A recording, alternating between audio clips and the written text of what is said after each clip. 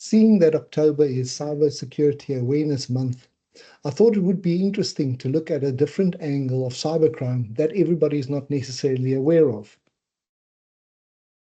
I'm sure that all of us has got a different perception in terms of what a hacker looks like, but many people hold the view that Hollywood and movies mainly gave to us, that it's a person in a hoodie.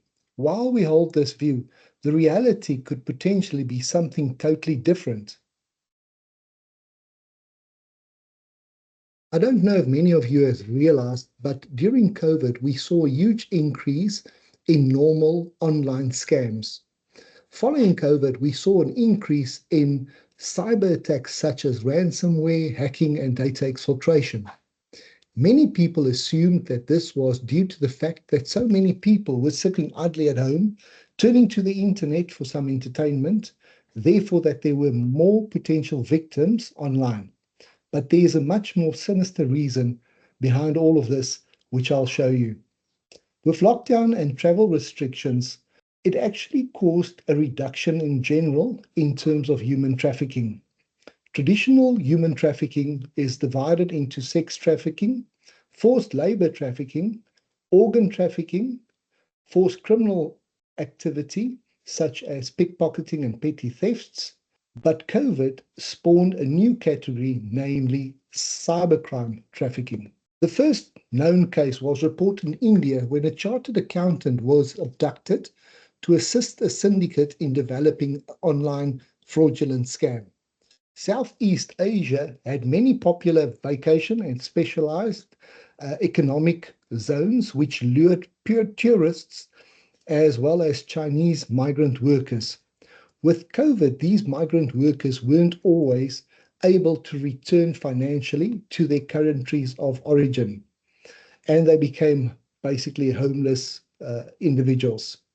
In Cambodia, especially, the lockdown had a large impact in the hotel industry due to the fact that criminal syndicates operated very closely within the vicinity of these hotels in terms of prostitution, drugs, and gambling. There was a close relationship between syndicates and some of the hotel owners.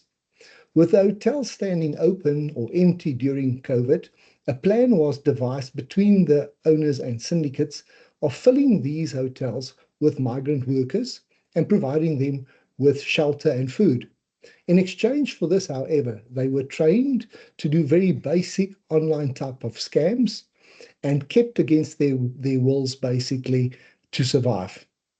These became scamming compounds. Following the lifting of COVID or the lockdowns, the syndicates realized that this is a very lucrative business and also realized that the more sophisticated cybercrimes could potentially yield better results.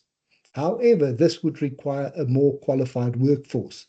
They therefore turned towards recruitment agents and advertised high-paying IT positions in countries such as Dubai and the UAE, for example. As part of the offer, they would pay for the individual to travel to these locations.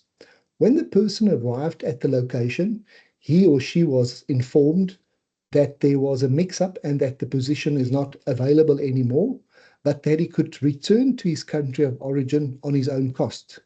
Since many of these individuals do not have the funds to return, they are offered the opportunity to be transferred to an alternative country at the cost of the placing agent, and that they could take up a temporary position in countries such as Thailand, Cambodia, the Philippines, or Myanmar. The agent would then undertake to resolve the problem, and the person would be able to return to the lucrative position in Dubai in a couple of weeks' time.